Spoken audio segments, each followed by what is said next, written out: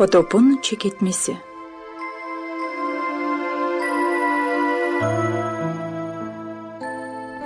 Noe yaptı hepsini, ne buyurdu ona Allah. Daçan gemi hazırdı, sahibi dedi Noe'ya.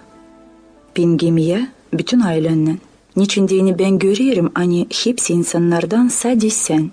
Doğruysun benim önümde. Hem al pak hayvanlardan 7'şer çift erkek hem dişi.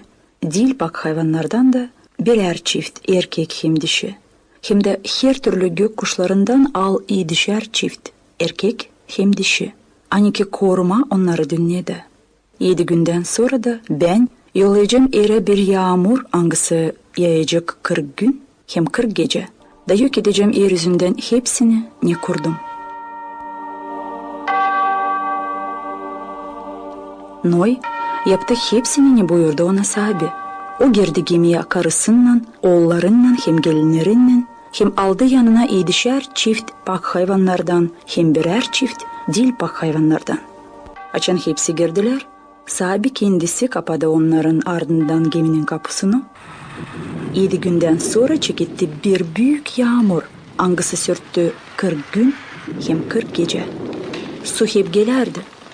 O kaldırdı gemiyi, hangisi üzerdi su üstünde. Potop öyle büyüktü. Hani su altında kaybettiler yüksek bayırlar bile. Da hepsi ne vardı yerde diri kayboldu. Hem insanlar, hem hayvanlar, hem kuşlar.